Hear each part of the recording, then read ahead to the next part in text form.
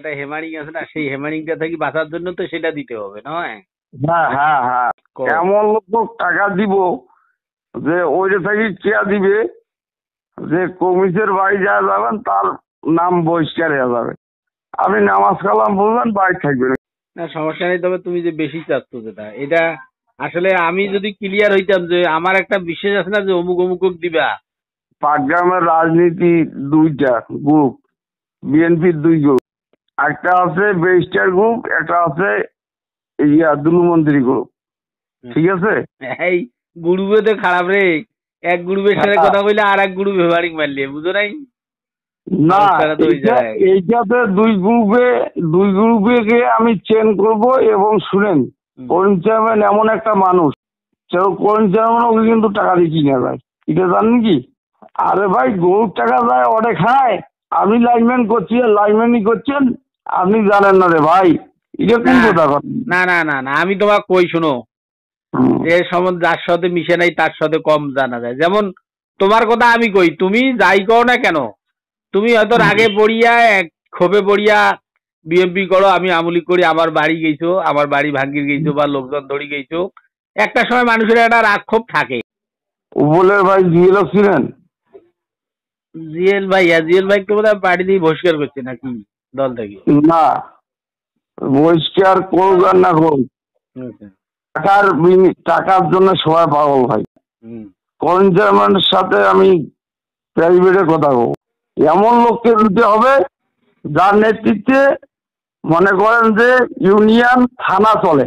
না তুমি একদিন বাবু ভাইয়ের কথা কইলে, বাবু ভাই ঠিক আছে, ওই থানা লিডার, তারপর ওই যে আর কার কথা কইলে যে, আরে ভাই আছে, লোক আছে। এখন মূলত কথা হইলো জাস্ট তুমি দিবার লাগবে কত সেই কথা কম। আপনার 10-এর নিচে কোনো কথা কইব না, কেন বিভিন্ন জায়গায় দেওয়া লাগবে। আমি 1 লাখ খাবো ভাই, সত্য কথা, আমি 1 লাখ খাবো এবং এই 9 লাখ আমি ম্যানেজ করবো বিভিন্ন জায়গায়। আপনার এই কত টাকা আমার আছে নাকি? আমি তো কি সমস্যার মধ্যে আছি তুমি জানো। তাহলে ভাই তাহলে মনে করেন আপনি যে অবস্থায় আছেন আমিও থাকেন ওই অবস্থায়। অত টাকা দেওয়া তো সম্ভব না ভাই, অত টাকা কই পাবো? 10 লাখ টাকা চাপিকারি কথা নাকি?